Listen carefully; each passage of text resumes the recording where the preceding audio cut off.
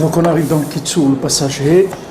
Hier on l'a lu rapidement. Veikar kiyum chiyuta emuna irak al yedei shmirat habrit. Donc maintenant la vitalité, le maintien de la emuna. La vitalité de la emuna, elle n'est que par la shmirat habrit. C'est-à-dire quand on garde l'alliance. L'alliance, c'est elle qui permet de maintenir la emuna et d'amener de la vitalité dans la emuna. Alors comme Rabbeinu il le dit plusieurs fois dans le côté moral, ce principe-là de kiyum vechiyut, ça veut dire que maintenant, il y a kiyum, ça veut dire qu'on arrive à maintenir la chose, et chiyut, ça veut dire qu'on arrive à faire vivre la chose, à la faire évoluer. Maintenant, le kiyum, la chiyut de la emuna, ça vient de shmirat habrit. C'est-à-dire que maintenant, quand il y a shmirat habrit, c'est-à-dire l'alliance avec Hachem, à ce moment-là, on peut parler de emuna. C'est-à-dire la emuna, ça veut dire quelque chose. Mais maintenant, s'il n'y a pas de shmirat habrit, on ne peut pas parler de emuna. C'est-à-dire que la emuna, elle n'a elle ne peut pas se maintenir, c'est-à-dire la emuna, elle va baisser. Et dans ce qui a été acquis. Par exemple, je vais vous donner un exemple. Quelqu'un, il fait par exemple, il fait Shabbat. Alors, Shabbat, il y a des halachot, d'accord, dans Shabbat. Maintenant, les halachot de Shabbat, c'est de la pure emuna. C'est-à-dire, il n'y a rien de logique dans Shabbat. Voilà, tu sors une épingle dans la rue, c'est interdit. Tu bouges une armoire dans la maison, c'est permis. Il n'y a pas de logique dans le melchot de Shabbat. Il y a 39 travaux qui sont interdits.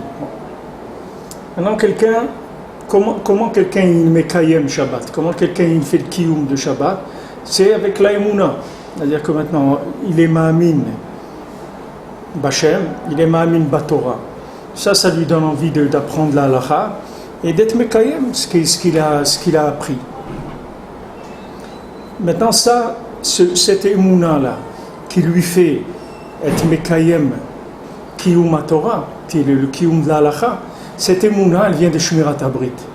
Parce que maintenant, si quelqu'un il a shmirat habrit, qu'est-ce qui se passe? Qu'est-ce que c'est shmirat habrit?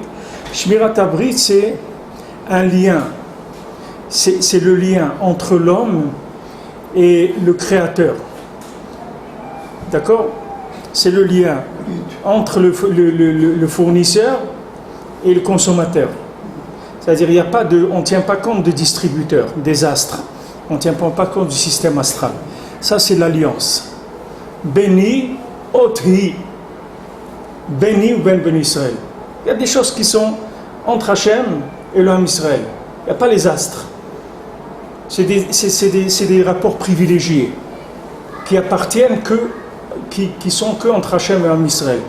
Il n'y a pas d'intermédiaire, il n'y a pas de distributeur, il n'y a rien. C'est des choses qui lient directement le fournisseur et le consommateur directement, Hachem et son peuple. Donc ça c'est Shmirat Habrit. Quand il y a Shmirat Habrit, il y a Emouna. Il y a confiance en Hachem et il y a envie d'être Mekayem la Torah. C'est-à-dire on veut être Mekayem la Torah. Parce qu'on a confiance dans Kadosh Baruch Hu. Ce lien-là de confiance, il développe le Kiyum à Torah. Comme Rabbeinu il a dit que Moshe Rabbeinu il a amené la Torah, mais Rabbeinu il a amené Kiyum à Torah. C'est-à-dire Moshe Rabbeinu il a fait descendre la Torah dans le monde. Mais maintenant derrière la Torah, il y a quelqu'un qui est derrière la Torah, c'est Akadosh Baruch Hu. C'est-à-dire que si maintenant tu n'es pas ma'amin dans Akadosh Baruch Hu, tu ne peux pas être mekayem la Torah. Sinon, il faut que tu te fabriques des fantasmes. C'est-à-dire, tu dises la cache-route, c'est quelque chose qui est bien pour la santé, la brit mila, c'est bien de faire parce que c'est bien pour l'hygiène, le Shabbat, c'est bien parce que ça change le rythme de vie, ça fait un jour de repos. Tu vas inventer comme ça des dimyonotes sur les mitzvot. Alors que les mitzvot, elles n'ont rien à voir avec ça. Les mitzvot, c'est pas quelque chose qui est fait parce que c'est bien pour la santé, ni c'est équilibre, ni ça fait rien du tout. Les mitzvot, c'est le kiyum du Ratzon Hashem, c'est tout, c'est ça les mitzvot. Hashem, il a dit, il faut faire comme ça, c'est tout. Il faut boire 4 kossot de vin, manger des matzot, faire manger du maror, ça, voilà, c'est ce qu'Hachem il veut, c'est tout. Ça n'a pas de rapport avec des interprétations logiques, d'accord? Il n'y a rien de logique là-dedans. L'approche, elle n'est pas logique. Mais pour que cette approche ne soit pas logique, il faut avoir un autre rapport avec le Créateur. C'est-à-dire il faut avoir un rapport direct et un rapport de Emouna qui est développé par la confiance. Du moment où il y a confiance, c'est-à-dire il y a alliance, il y a confiance et il y a Emouna, alors on a un rapport dans les mitzvot qui sont directement avec le Créateur. Dès que maintenant il y a le problème de Shmirat Habrit, on descend tout de suite d'un cran. Où on descend dans les mitzvot au niveau astral. C'est-à-dire on commence à dire, c'est bien, on est un peuple, qu'on a des chokim et des mishpatim que Akash Baruch Hu nous a donné, et c'est très bien, et c'est bien pour l'équilibre familial, c'est bien pour l'éducation des enfants, c'est bien pour les rapports sociaux, c'est bien, et on commence à descendre le niveau de la Torah au niveau des astres, d'accord? Dès qu'on a descendu au niveau des astres, on est sorti de ce qui s'appelle Kiyum Torah. C'est-à-dire on est en train d'aller vers la catastrophe, c'est-à-dire ça va baisser, il ne va rien rester après. Le maximum, la première génération, elle va garder, deuxième génération, ça n'intéresse plus. Elle n'est plus intéressée par ça. Pourquoi? Parce que les explications, elles sont plus valables. Elles sont plus intéressantes, mais elles n'intéressent plus personne. Tandis que la Emouna, elle est toujours là. Shabbat, c'est Kriya avec Aïma. Le Shabbat, il est là. Tu veux venir, tu viens. Tu veux pas, tu viens pas, mais lui, il est là. C'est pas quelque chose... Le Shabbat, tu peux pas le bouger. C'est pas ton comportement qui va le bouger. La Emouna, c'est un principe shabbatique, c'est-à-dire c'est un principe qui a un rapport avec quelque chose qui est extérieur au monde. C'est pas un rapport avec quelque chose qui est dans le monde. C'est pour ça que toutes ces explications qu'il y a, scientifiques, pseudo-scientifiques sur les mitzvot, c'est quelque chose qui ne vaut absolument rien du tout pour le Kiyum Torah. Parce qu'au maximum, tu vas mettre les gens au niveau des nations. C'est-à-dire qu'ils vont se sentir, voilà, la Torah, elle est déjà au courant de ça, que les lois de pureté familiale, c'est quelque chose qui est très valable pour la santé, etc. Tu vas tout expliquer comme... Dès que tu rentres là-dedans, tu es rentré dans un concept astral du monde. Dès que tu rentres dans le concept astral, tu es en train de quitter, tu es en train d'aller vers le contraire du Kiyum Torah. Le contraire du Kiyum Torah, c'est quoi? C'est le non-Kiyum Torah, c'est-à-dire le non vécu de la Torah. C'est-à-dire tu commences à rentrer dans des explications scientifiques, après traditionnalistes, après tac, que ça s'en va, après il ne reste plus rien. Après tu as une petite kippa qui est rangée dans l'armoire, tu la sors avant Yom Kippour, tu la laves, tu la repasses et c'est tout. Il ne s'est rien passé d'autre. Qu'est-ce que tu veux demander? Par rapport aux Sfarim qui font en reliant la Torah avec la science, alors c'est pas bon, alors d'après ce que vous dites. Pour nous, c'est pas bon. C'est-à-dire ça, c'est valable pour des gens qui sont sortis complètement. C'est-à-dire comme si tu dis, c'est comme si tu demandes est-ce qu'une bouée de sauvetage c'est bien. C'est-à-dire une bouée de sauvetage c'est bien pour quelqu'un qui est en train de se noyer, mais quelqu'un qui va aller faire une croisière, il ne va pas aller faire une croisière sur une bouée de sauvetage. Une bouée de sauvetage c'est fait pour sauver quelqu'un qui est perdu. Alors comme il est perdu, on trouve quelque chose pour le raccrocher. Maintenant on va lui faire, lui maintenant, il est sous le système astral. Donc nous on va jouer le jeu des astres pour le sortir, comme le Nyan du dindon, le machal du dindon de Rabbeinu. C'est-à-dire le gars il croit qu'il est, lui il est sûr qu'il est un dindon. Maintenant qu'est-ce que tu vas lui dire? Tu vas commencer à parler avec lui, tu vas lui dire non, tu n'es pas un dindon, tu es un Ben Adam et tout, tu ne vas pas t'en sortir. Alors qu'est-ce que tu lui dis? Il dit moi aussi je suis un dindon comme toi. Ah bon et toi alors viens on discute etc. Tu lui dis mais tu sais un dindon il peut mettre une chemise aussi, il n'y a pas de problème. Ah bon tu crois? Mais oui tu peux. Et voilà tu lui mets la chemise, après le pantalon, les trucs et tout, après il roule, c'est tout. Et après de là tu vas l'amener à la Emouna. Mais celui qui est dedans, il n'a pas besoin de ça birlal, et c'est dangereux même pour lui. Parce qu'il ne faut pas, si tu veux, il faut éviter de relativiser les principes de la Torah. Le principe de la Torah, d'abord, c'est comme ça, parce qu'Hachem il veut, c'est tout. Maintenant, tu veux donner des explications et tout, donne des explications que tu veux, mais il ne faut jamais oublier que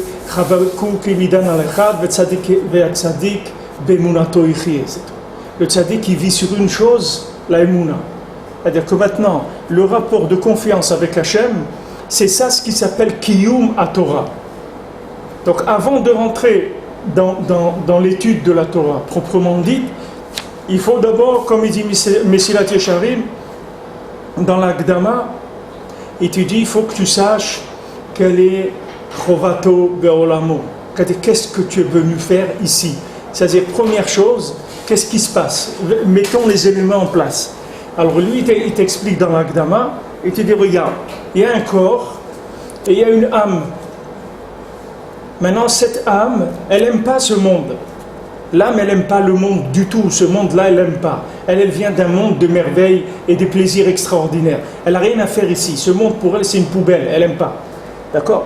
Maintenant, il y a un corps que lui, il vient de la terre et il vient des éléments de ce monde. Et lui, il est attiré par les éléments de ce monde. Donc maintenant, elle attend un effort du corps pour essayer de faire quelque chose ensemble et pour essayer de chercher Hachem dans ce monde. Mais maintenant, il est clair que si maintenant ce monde il avait été créé pour ce monde même, c'est-à-dire pour cette vie-là, il n'y a rien à faire une âme dans ce monde-là. C'est quelque chose qui est complètement aberrant. De faire venir une âme d'un monde qui est spirituel pour la mettre dans un monde matériel, à quoi ça sert? Quel est le but de ça? Le seul but de ça, c'est uniquement si tu expliques que le passage sur terre c'est une préparation. Mais si tu l'expliques comme finalité, il n'y a aucune explication de la vie. C'est-à-dire que tu sors complètement tu n'as pas d'explication. Pourquoi tu manges, pourquoi tu dors, pourquoi tu travailles. Tu n'as aucune réponse. Toutes les réponses que tu vas donner, ça ne vaut rien du tout. C'est-à-dire que maintenant, il faut que, avant de commencer à rentrer dans le côté technique de la Torah, c'est-à-dire que maintenant tu vas apprendre les halachot pour mettre les tefilin, pour tout, comme on écrit le mezouza, tout tu vas apprendre. Avant de commencer à apprendre, il faut que tu saches qu'est-ce que tu fais là. C'est-à-dire quels sont tes rapports avec le monde, quels sont tes rapports avec Hachem, quels sont les rapports avec le système des astres et toutes les valeurs qui sont des valeurs logiques de la nature. Quel est le rapport avec tout ça? Une fois que c'est clair dans ta tête, tu peux commencer à étudier. Mais si maintenant tu n'as pas arrangé ça, ça ne vaut rien. C'est-à-dire ton étude, elle ne peut pas te fournir le maintien, c'est-à-dire l'application de ce que tu vas apprendre. L'application de ce que tu vas apprendre, elle ne se trouve pas dans ce que tu vas apprendre. L'application de ce que tu vas apprendre, ça se trouve dans ton niveau de confiance avec Hachem. Et ton niveau de confiance, il dépend du niveau de respect de l'alliance. Si tu veux établir des liens de confiance avec quelqu'un, il faut qu'il y ait une alliance. Il y a une alliance, voilà, on fait un contrat, voilà, ça oui, ça non. Jusque-là, oui, jusque-là, non. Ça c'est permis, ça c'est comme ça, on fait une alliance entre nous. On fait un contrat d'alliance. Quand ce contrat d'alliance est respecté, il y a une confiance mutuelle. Cette confiance mutuelle, c'est elle qui va être la base de tout ce qu'on va construire. Maintenant, il y a des niveaux de confiance. Par exemple, tu peux prêter à quelqu'un 10 euros, tu lui fais confiance. 50 euros, tu lui fais confiance. 5000 euros, tu ne lui fais pas confiance. Tu dis non. Jamais je te prêterai 5000 euros. Jamais. 50, tu peux venir 10 fois si tu veux, je te les prêterai. 5000, jamais. Parce que je peux pas te prêter 5000 euros. Je n'ai pas un rapport de confiance avec toi de ce tarif-là. J'ai un tarif, 50 euros, je peux te faire confiance. Maintenant, avec Hachem, c'est pareil. Tu veux maintenant un rapport de confiance, un rapport de Emouna. Tu veux qu'Hachem, il te donne tout ce que tu as besoin, que tu le trouves devant toi, tu n'as pas besoin de chercher. Tu veux te marier, tu cherches une kala, elle vient, elle tape chez toi à la maison, elle dit voilà, je cherche un khatan et tout, tu la rencontres, hein, Mazal Tov, c'est bien, c'est ce que je cherchais, etc. Tu veux avoir ça, alors ça dépend de combien tu t'es investi dans l'alliance. C'est-à-dire que maintenant, plus tu vas investir dans l'alliance, plus tu vas ouvrir la participation d'Hachem dans ta vie. Plus tu gardes la bande passante, plus tu peux t'envoyer des choses. Maintenant, plus tu diminues la bande passante, et plus tu vas recevoir des choses qui sont mitigées. C'est-à-dire, on va te demander de la ishtadlout, on va te demander de chercher. Des fois tu vas chercher. Rabbeinu il dit dans Sefer Hamidot que quand quelqu'un il fait un shidour, il rencontre un garçon, une jeune fille se rencontrent, même s'il n'y a pas de suite, c'est-à-dire qu'ils se sont rencontrés, ils ont parlé, ils ont dit non, c'est ça, on va pas continuer. Le fait que maintenant ils se sont rencontrés, ça c'est un zivoug. C'est-à-dire que maintenant ça, c'est déjà un zivoug. C'est-à-dire qu'il y a eu un lien qui s'est fait entre eux. C'est un lien qui s'est fait par la rencontre. Et des fois, il n'y a même pas de rencontre. Il suffit que quelqu'un il pense à dire tiens, ça serait bien que j'ai pensé celui-là avec celle-là, ils iraient bien ensemble. Le fait que quelqu'un il le dit, ça fait déjà un rapport entre les deux. Le fait que quelqu'un en a parlé. Maintenant, qu'est-ce qui fait ce rapport-là? Qu'est-ce qui fait ce rapport? Il va amener le vrai zivouk, le zivouk final. Et le zivouk final, c'est-à-dire si vous avez un œil qui voit un petit peu, vous allez voir que le zivouk final, c'est-à-dire la personne avec qui va se marier, tu vas le retrouver dans toutes les personnes qu'il a pu rencontrer avant. Que chacune va avoir une partie de cette personne-là qui est la personne finale. Parce que chaque fois qu'il a rencontré une personne, cette personne, elle avait une partie de son zivouk. Seulement, il avait le besoin d'avoir isolé comme ça. Après, une autre partie, et après, il va l'avoir entière. Il va voir le zivouk mamash et il dit c'est cette personne-là, c'est avec elle que je veux me marier. Et cette personne, elle était déjà présente, une partie d'elle, dans d'autres personnes qui se sont rencontrées. C'est pour ça qu'on dit que le zivouk, chaque zivouk qu'il y a, c'est-à-dire chaque rencontre, chaque shidour, il est mekarev le zivouk amiti. Pourquoi il est mekarev le zivouk amiti? Parce que c'est une partie du vrai zivouk. Quand il y a une rencontre, il n'y a pas eu de suite parce que c'était embryonnaire. C'est l'embryon de son zivouk, mais ce n'est pas son zivouk shalem, c'est une petite partie.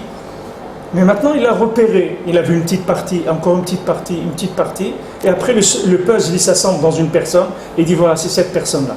Alors que peut-être que s'il avait vu cette personne-là en premier, il n'aurait pas pu déceler que c'était cette personne-là son zivouk.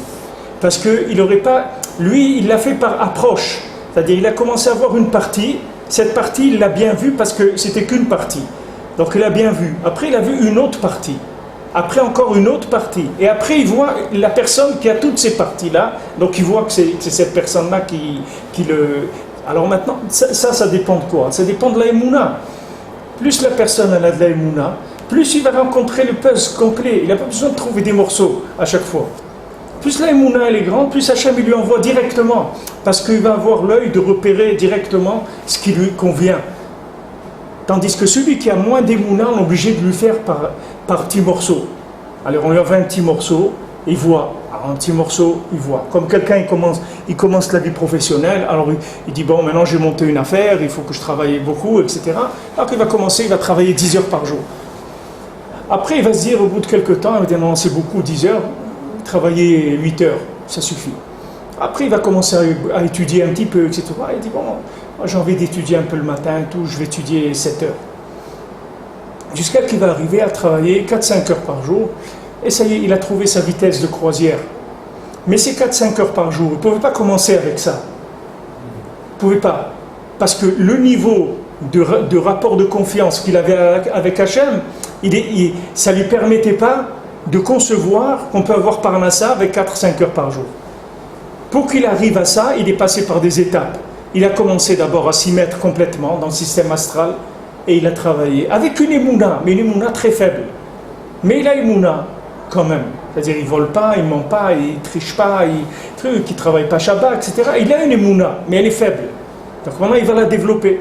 À chaque fois il développe Shron Eretz sur émouna, il va le faire grandir la émouna. Chaque fois il fait grandir un peu la émouna. Et plus il va faire grandir la émouna, moins il a besoin de jouer le jeu des astres. Parce que lui, il a un rapport avec au-dessus des astres. Les astres, c'est-à-dire il les a rendus pas saouls, c'est-à-dire pour lui, c'est rien du tout. Parce qu'il a un rapport directement avec Hachem. Donc celui qui est Shomer Abrit, Parnassato, mais on fait fête-lo. C'est-à-dire sa Parnassa, elle vient vers lui. Tout ce qu'il a besoin, ça vient vers lui. Parce qu'il est passé par un chemin qui n'est pas le chemin de la logique du système du monde. C'est un autre chemin. C'est le chemin du rapport entre une créature et son créateur. Pas avec tout le système qui a été mis en place pour gérer les gens qui n'ont pas de émouna. Comme la Gemara dit, Chokhma bagoim ta'amin, émouna bagoim al ta'amin. Hein? Emouna aussi. Emouna. Emouna, Bagoïm, il n'y a pas. C'est-à-dire que maintenant, le principe de la Emouna, c'est il n'y a pas. C'est-à-dire que les gens qui dépendent des astres, Chokhma, il n'y a pas de problème.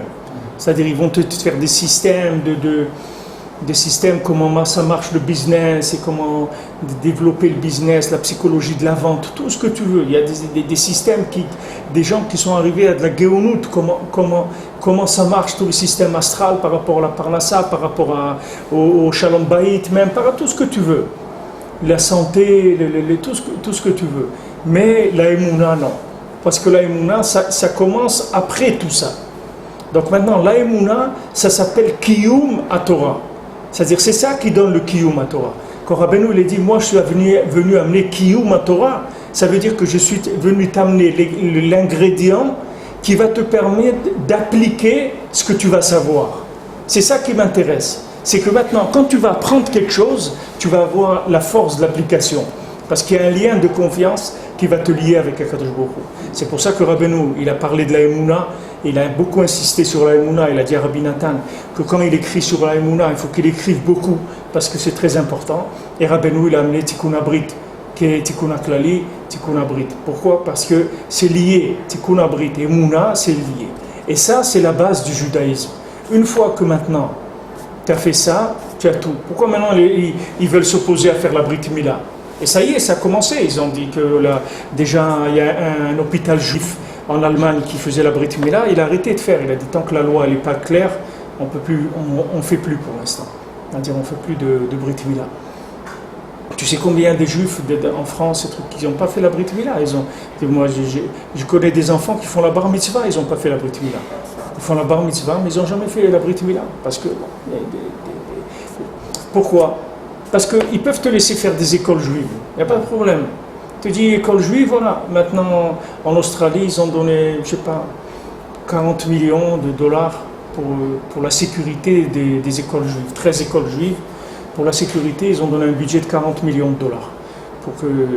Parce qu'ils ne veulent pas qu'arrive ce qui est arrivé à Toulouse et tout. Donc, tous les endroits qui sont sensibles comme ça, ils les ont sécurisés. Pas de problème. Pourquoi? Et tu peux aller à l'école juive, si tu n'as pas la Brit Mila, tu peux apprendre tout ce que tu veux. De toute façon, tu ne vas jamais faire démarrer le moteur. Il n'y a pas de problème, tu peux apprendre ce que tu veux. Le moteur, il ne va jamais marcher. Il n'y a pas de batterie, il n'y a pas de truc, c'est pas branché. Tu peux apprendre tout ce que tu veux. Quand tu vas venir pour le faire, tu ne vas pas pouvoir le faire. Ou tu vas faire 5% de ce que tu pouvais faire. Donc c'est à la base que Amalek il attaque. Il n'attaque pas, lui, dans les grandes choses, tu peux y aller. Tu peux ouvrir des écoles, tu peux apprendre. Mais lui, il va toucher les points sensibles. C'est pour ça, Rabbeinu, quand le Yetzirah est venu, il lui a dit si je te donne de réussir dans toutes les midot, mais pas dans le Shmirat Abrit, pas dans l'alliance. Rabbeinu, il a dit si tu dis ça, ça veut dire que c'est ça le Ikar. Donc moi, je vais te dire le contraire. Moi, je te donne tout et je prends que ça. C'est-à-dire, moi, je vais m'occuper que Shmirat Abrit et tout le reste, prends le manger, dormir, prends tout ce que tu veux. C'est-à-dire, tout ça, je ne vais pas travailler dessus, je vais prendre que ça.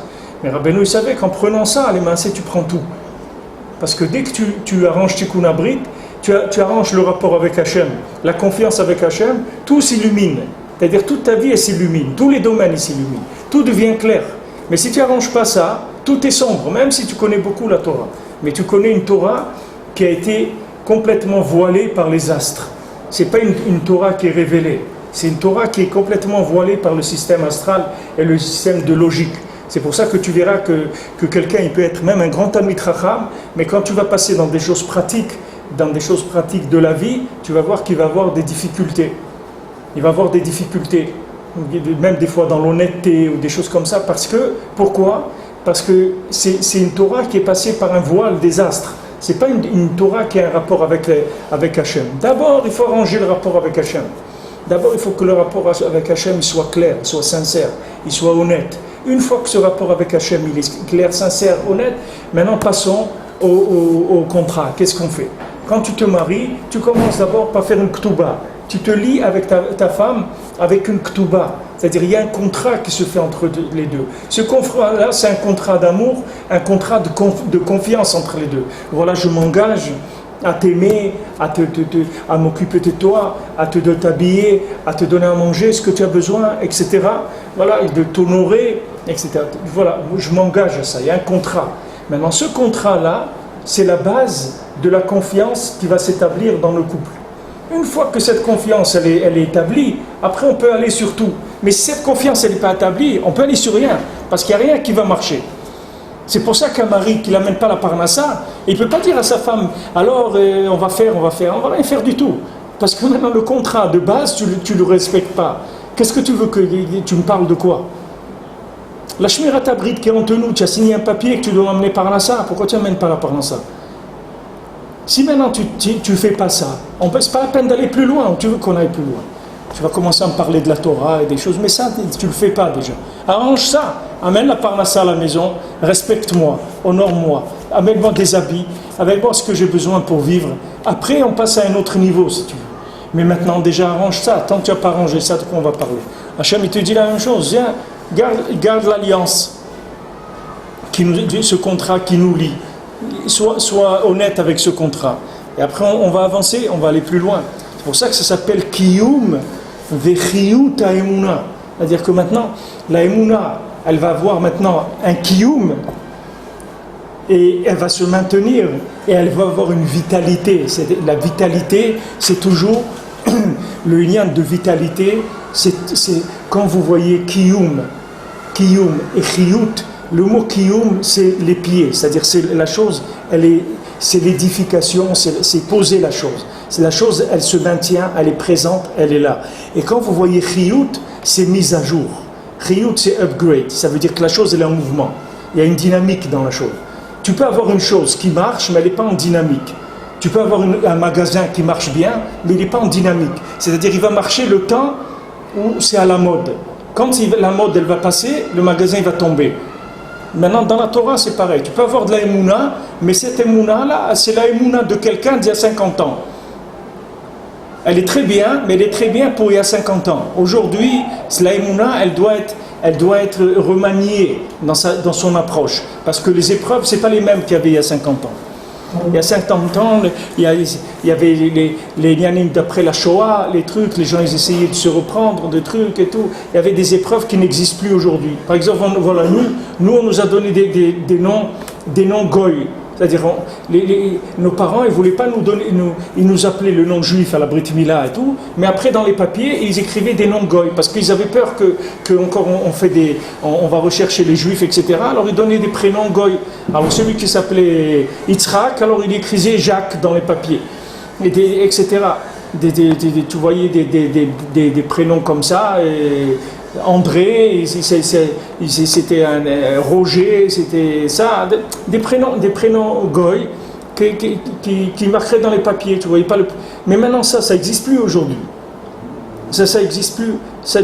Le prénom, je crois qu'ils ont donné le plus en Angleterre l'année dernière, c'est Mohamed. C'est-à-dire qu'en Angleterre, tu as je ne sais pas combien, des centaines de milliers de Mohamed, que même les Anglais donnent ce nom-là.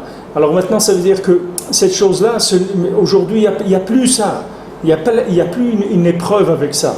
Aujourd'hui, tu vas à la mairie, tu donnes le nom, voilà, je veux qu'il s'appelle Shimon, pas Simon, je veux qu'il s'appelle Shimon, C-H-I-M-O-N-E. Et il t'écrit Shimon, il n'y a pas de problème. Alors il va te dire, mais c'est Simone, c'est un nom de fille. Non, il disait Shimon, pas Simone, Shimon. Il n'y a pas de problème, tu peux écrire comme ça le nom. C'est plus une épreuve, avant c'était une épreuve. Il y a 50 ans, c'était une épreuve. Le prénom, c'était une épreuve. Il y en a qui ont eu le mérite de pouvoir faire ça, de garder un prénom juif même dans leur papier. Et il y a d'autres qui ont galéré toute leur vie à l'école avec des noms goy, etc. Tout un mélange de trucs parce que les gens ils avaient peur de la Shoah.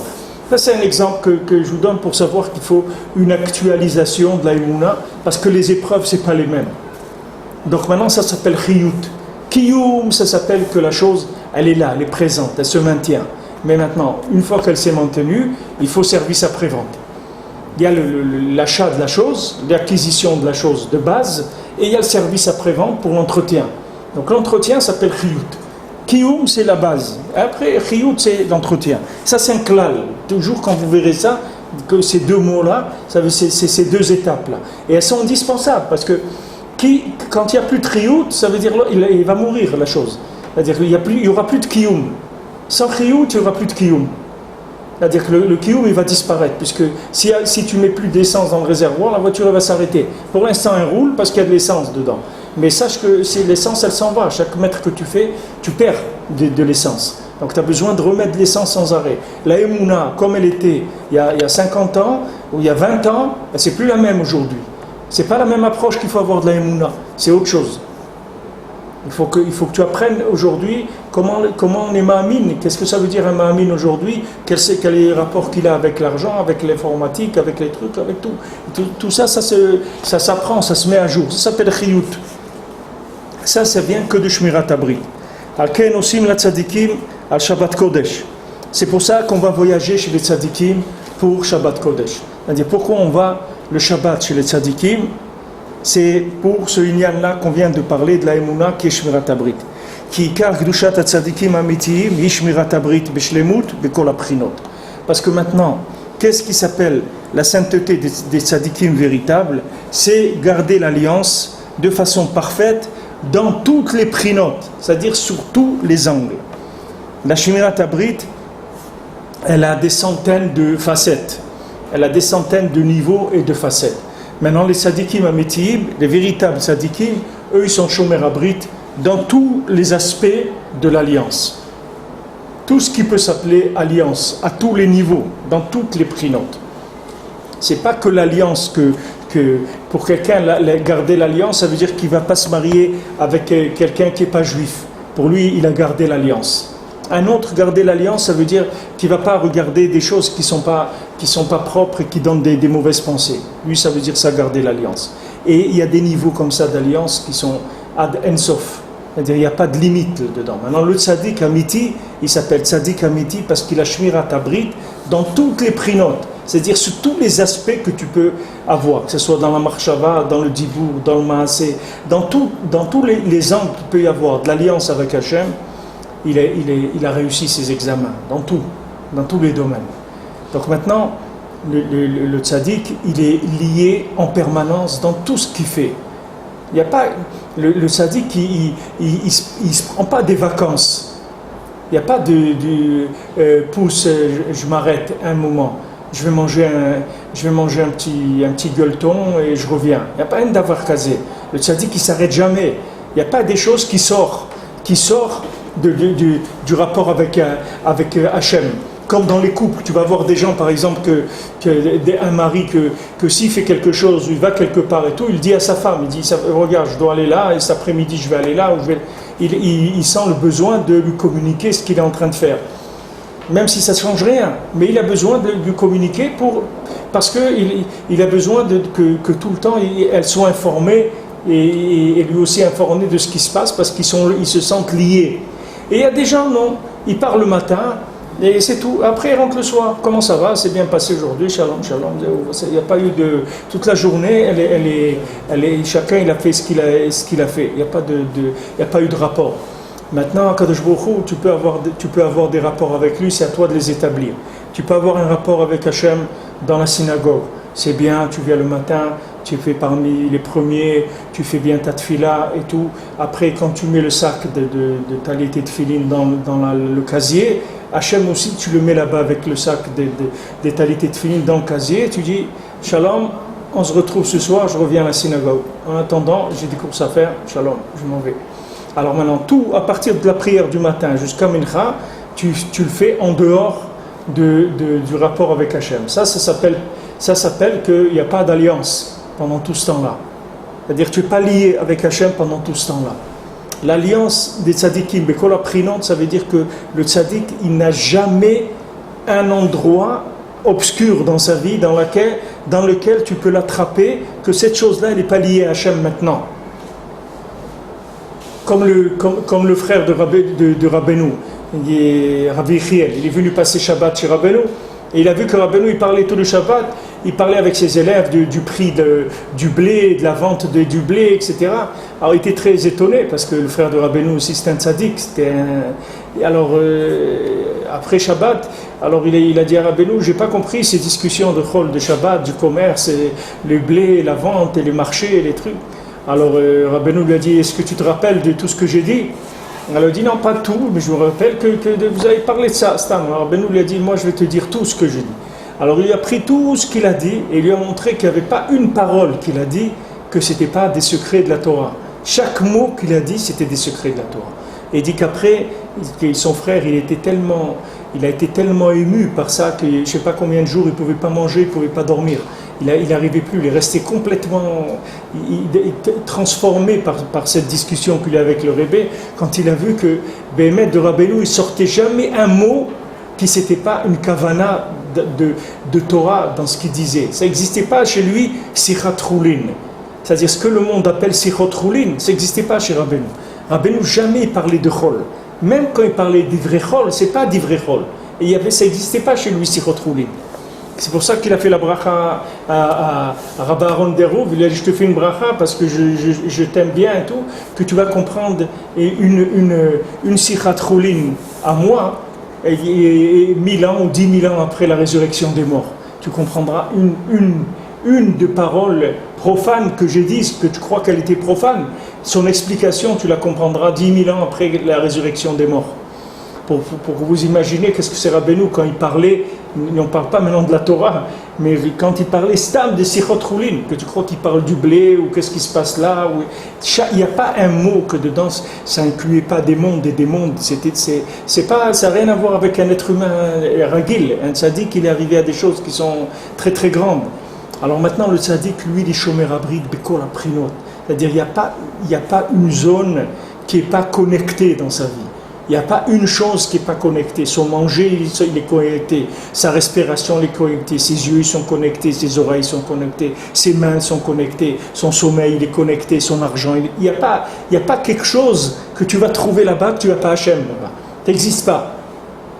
Dans toutes les prinotes, c'est ça que ça s'appelle toutes les prinotes. Il y a Shmirat Abrit Mamash, qui est le rapport de l'homme et la femme dans toute sa généralité, et il y a le Shmirat Abrit en général, qui est le rapport du monde avec l'homme. Il y a le Shmirat Abrit du rapport entre l'âme et le corps. C'est Shmirat Abrit aussi. C'est-à-dire quand tu fais le Tikkun HaKlali, ça arrange tous ces inyanim-là. Le Tikkun HaKlali, il n'arrange pas que le rapport entre le masculin et le féminin. Le Tikkun HaKlali, il arrange le rapport entre le masculin en général et le féminin en général. Le féminin en général, c'est le corps, c'est Malchut, c'est tout ce monde-là. Et le masculin, c'est la Neshama, c'est le Sechel Elyon. Maintenant, ça arrange le rapport entre la Neshama et le corps, dans tous les niveaux. C'est pas que au niveau mamash, homme et femme, le niveau de physique homme et femme. Il y a beaucoup de niveaux qui s'appellent Shmirat Abrit. Tout ça, c'est Shmirat Abrit. Le rapport que quelqu'un il a avec l'argent, c'est Shmirat Abrit. Le rapport avec le manger, c'est Shmirat Abrit. Je garde l'alliance. Comme Akadosh Baruch Hu dit,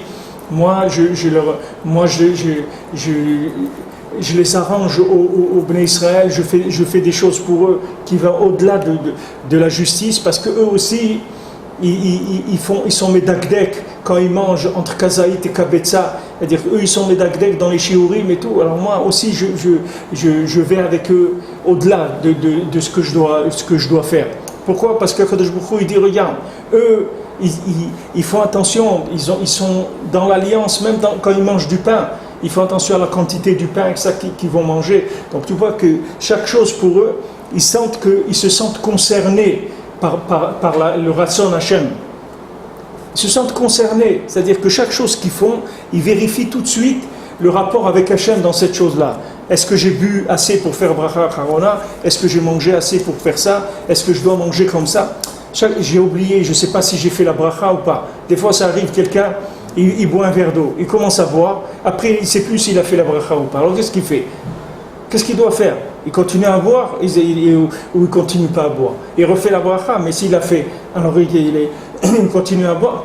Alors quelqu'un qui est Yirat Shamayim et tout, il ne va pas continuer à boire, il va trouver quelqu'un qui va faire une bracha, il dirait acquitte-moi de chez Akol parce que je ne sais pas si j'ai fait la bracha ou pas. Parce qu'il ne veut pas, lui maintenant il a un doute. Il ne veut pas faire quelque chose qui sait qu'il ne va pas être en accord avec Hachem. Alors, chaque chose, il fait attention. Ça s'appelle Shmirat Abrit. Shmirat Abrit, ça veut dire que tu te sens lié.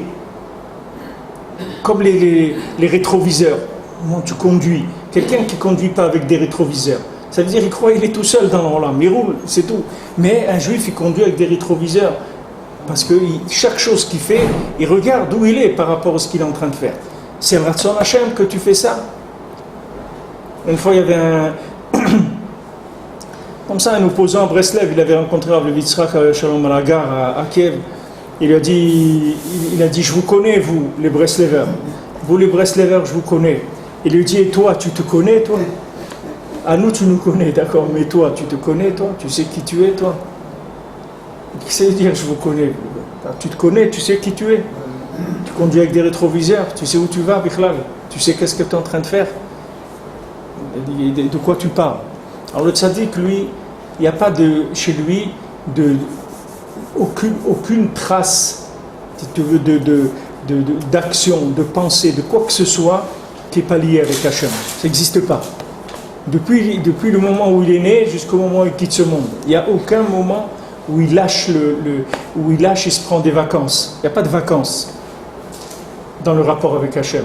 Là où il va, c'est tout le temps de rapport avec Hachem. Ça s'appelle Shmirat Abrit. Donc maintenant, on va chez ces tzadikim, amitim, Shabbat, pour apprendre de chez eux cette chose-là. C'est-à-dire, c'est pour ça que nous sommes la tzadikim Shabbat Kodesh, qui est Kedushat tzadikim amitim, Shmirat Abrit b'shlemut, b'kol aprinot.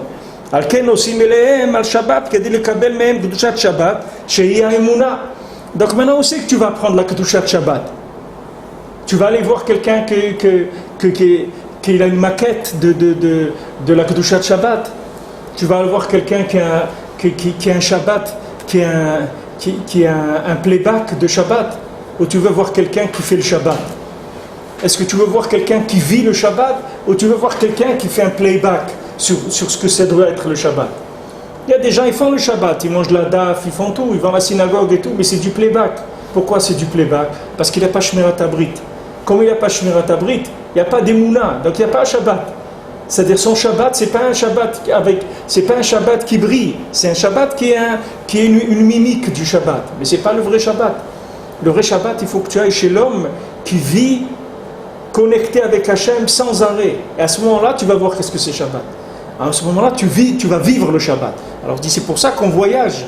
On va chez les Sadikim pour Shabbat, parce que comme ils ont Shmirat Abrit, alors il y a Emouna, et on va prendre Shabbat là-bas, parce que Shabbat c'est la Emouna, comme il a dit Rabbeinu avant.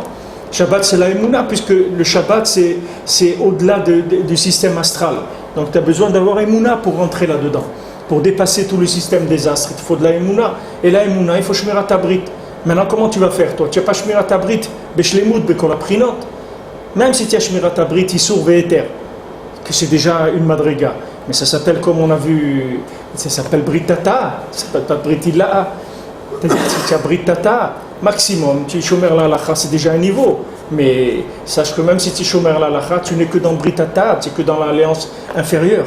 Le tzaddik, il est dans tous les niveaux. Et pas, parce que lui, il est dans Britilla. C'est sûr qu'il est dans Britata, mais comme il a dit, comme on a vu, Abraham, il dit à Eliezer, ta main, elle est en dessous de ma hanche. C'est-à-dire, sache que toute ta vie, à toi, elle dépend de ma Shmirat Abrit à moi. C'est-à-dire que maintenant, si toi, tu tachat yerechi, c'est-à-dire si maintenant tu te soumets à moi dans Shmirat Abrit, alors tu vas avoir une ahara de Britillaha dans Britata. Je te fais confiance que tu gardes le Shulchan Aruch. Mais maintenant, Britillaha, tu ne sais pas qu'est-ce que c'est du tout. Il a dit à Eliezer, tu sais pas. Tu ne sais pas du tout ce que c'est. Parce que tu peux être dans Britata et tu t'appelles Aruch, tu ne t'appelles pas Baruch. C'est-à-dire, tu ne sais pas. Même tu es dans Britata, c'est-à-dire même si tu gardes la Torah, tu crois que tu fais la halacha et tout, mais tu te trouves dans un niveau qui est un niveau de Eved, pas du tout d'un niveau comme Avraham Avinu. Avraham Avinu, lui, il est dans Britillaha. Bien sûr qu'il est dans Britata, parce qu'il n'y a pas de Britillaha s'il n'y a pas de Britata, mais seulement il te donne, dans Britata, il t'envoie une hara de Britillaha. Et quand il t'envoie une hara de Britillaha dans Britata, il te permet de te connecter au monde qui sont au-dessus des astres, même si toi, ton niveau, il est en dessous des astres. Même si ton niveau à toi, c'est de dépendre des astres, avec la connexion Avraham Avinu, tu reçois une hara de Britillaha. C'est ça qu'on va chercher chez le tzaddik, c'est pour ça qu'on voyage le Shabbat chez les tzaddikim amitim. C'est-à-dire on va chez le tzaddik Shabbat, comme je vous ai dit, que Bezat Hashem cette année, c'est le Shabbat avant Rosh Hashanah, qu'on est pratiquement obligé d'être là-bas Shabbat avant, parce que c'est Mamash Erev Rosh Hashanah, mais ça nous compte 7 semaines de jeûne, c'est comme si quelqu'un il avait jeûné de Tisha B'Av jusqu'à Rosh Hashanah. Il a 7 semaines de jeûne pour se préparer à rentrer dans Rosh Hashanah. Alors c'est sûr qu'il a un autre Rosh Hashanah, parce que Tikkun Abrit, il reçoit tous les cadeaux que le tzaddik il a préparés. Que de là-bas il reçoit Emouna, Tikkun Abrit et Emouna. Sheish Lemut Hakol. Donc la Emouna, c'est la perfection de tout. Puisque maintenant, là où tu maintenant, il y a un chisaron, tu mets de la Emouna, tu complètes avec quoi? Parce que tu te dis, regarde, d'où il vient le chisaron? Pourquoi ça me manque? Parce qu'il y a de l'ombre, c'est pour ça que ça me manque. Normalement, je dois être livré. Je dois être livré de l'argent que j'ai besoin pour vivre, de la santé, de la chokma que j'ai besoin, de tout ce que j'ai besoin. Je dois recevoir ces choses-là. Maintenant, pourquoi je ne les ai pas reçues? Parce qu'il y a de l'ombre. C'est-à-dire qu'il y a une ombre. Alors, qu'est-ce que je vais faire pour enlever l'ombre? Je vais mettre la Emouna. Shemesh Shabbat, Tzedaka Ani. C'est-à-dire, maintenant, moi, je suis Ani dans la Emouna. Donc, je vais tendre ma main, comme il dit avant à Eliezer, c'est-à-dire Ani Bachutz, Omed Bachutz, et il rentre, Yado Bifnim. C'est-à-dire, Bifnim, il va chercher Britila. Lui, il est Bachutz, parce qu'il est dans Britata. Britata, ça veut dire Bachutz, ça s'appelle Bachutz. C'est-à-dire qu'il est dans la Torah, mais vu en bas, vu la vision d'en bas de la Torah. Donc, ce qu'on a besoin, c'est la vision d'en haut de la Torah. On a besoin de vivre en bas avec une vision d'en haut. C'est ça la shlemut. C'est pour ça qu'on a besoin de la Emouna. Parce que la Emouna, elle va te compléter la vision que tu as. Puisque tu as une vision partielle des choses. Tu as la vision ombragée de la chose. Tu n'as pas une vision claire de la chose. Pour avoir la vision claire, il faut qu'on te donne la vision de l'autre côté. Il y a une fois, je crois que c'était après Ben Kissé, entre Rosh Hashanah et Yom Kippour. Alors Rabbeinu l'a raconté au Talmidim, il y a un rêve, une vision qu'il a eue, et il a dit que il y avait un de ses élèves qui était niftar avant Rosh Hashanah. Alors Rabbeinu lui a demandé où il est à Rosh Hashanah. Alors on lui a dit il est niftar. Il lui a dit alors qu'est-ce qu'il y a? Parce qu'il est niftar et il ne doit pas venir à Rosh Hashanah. Il dit mais quelqu'un est niftar, il peut venir à Rosh Hashanah, qu'est-ce qu'il y a? Il peut avoir le soud d'être avec moi à Rosh Hashanah, même s'il est niftar. Après il a vu Bémet, il était là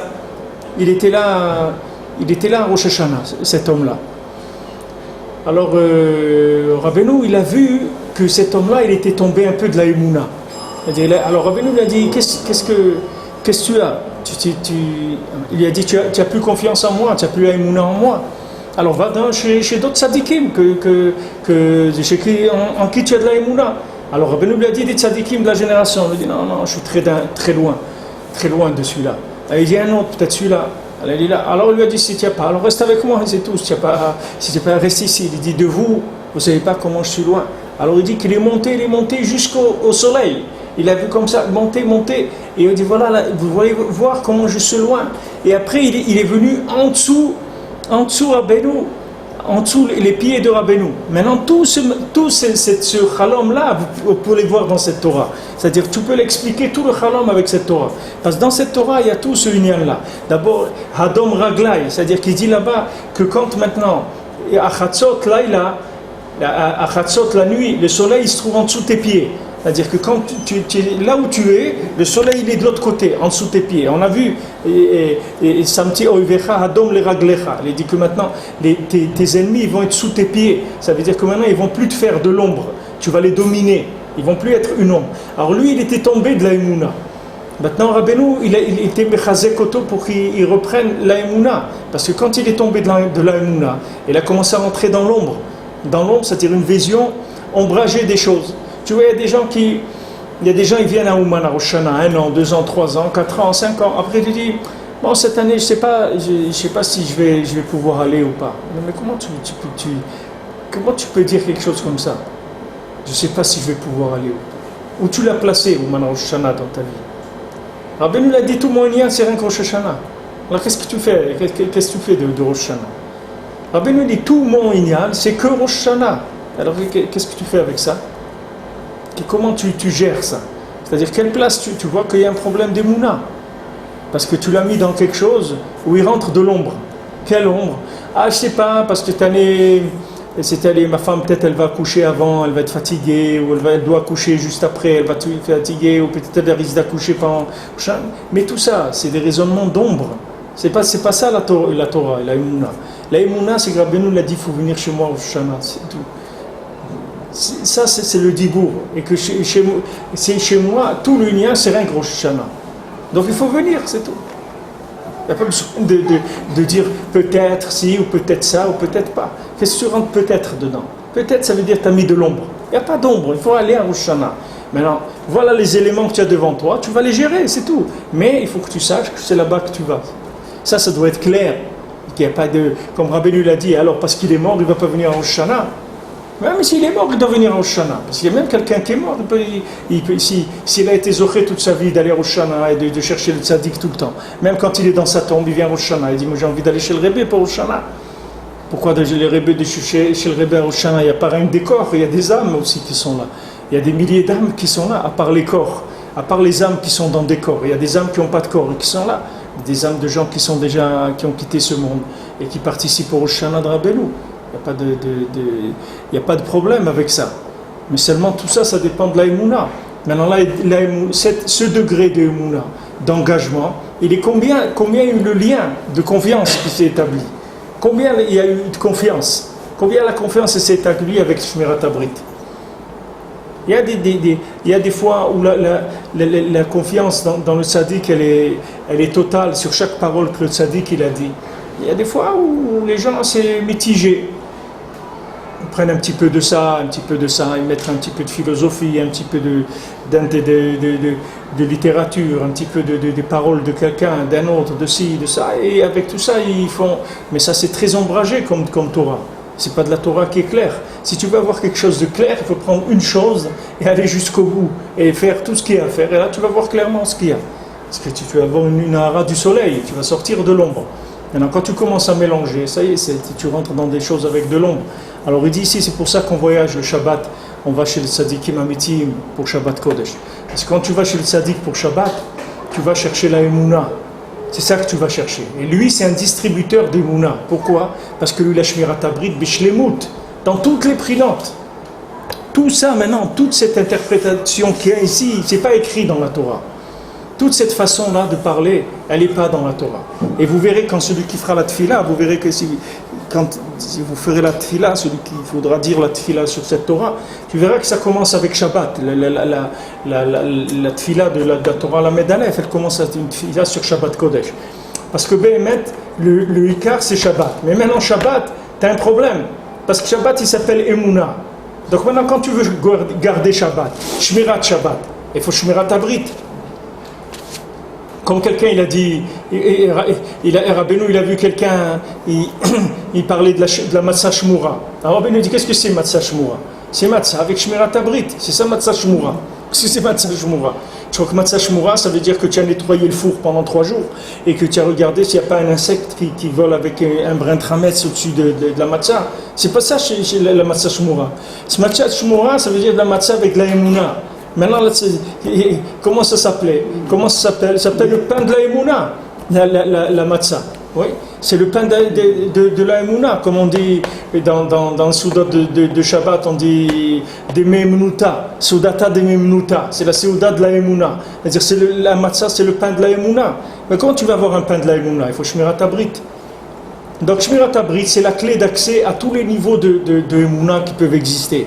Et maintenant, Shmirat Habrit, comment tu veux recevoir? Alors Avraham, il te dit, tu veux Shmirat Habrit, viens.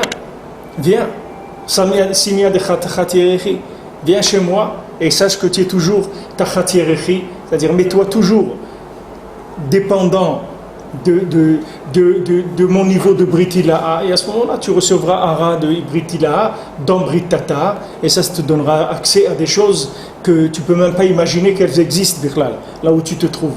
Jamais tu peux exister, tu peux imaginer ça. Parce que Eliezer, il est Prinat Arour, il est Prinat Eved. Celui qui est Eved, qui fait la Torah comme Eved. Alors il est Prinat Arour, il n'est pas Prinat Baruch. Baruch, ça veut dire qu'il reçoit le ordre au-dessus des astres, c'est ça Baruch. Arour, ça veut dire qu'il est en dessous des astres, il est dominé par l'influence astrale, ça s'appelle maudit, parce qu'il reçoit ce que les astres ils veulent bien lui donner. Donc il est maudit par le système astral, tandis que celui qui a affaire au-dessus des astres, alors lui il est béni par la source d'Hachem lui-même, qui est Mekor HaBracha, comme on a vu. Shabbat c'est Mekor HaBracha. Shabbat c'est la racine même de toutes les brachot du monde, parce que c'est Shabbat, c'est le monde de la Emouna. Seulement pour y avoir accès, il faut un pont. Ce pont-là, il s'appelle l'Alliance. Maintenant, l'Alliance, tu vas chez le tzaddik, tu vas trouver là-bas l'Alliance. Tu vas trouver celui qui a l'Alliance, donc tu vas te donner la clé d'accès dans la Emouna. Une fois que tu es rentré dans la Emouna, ça y est, tu es sorti de l'influence des astres, tu sors du Teva, et après tu as tout le shefa que tu as besoin, tu le reçois.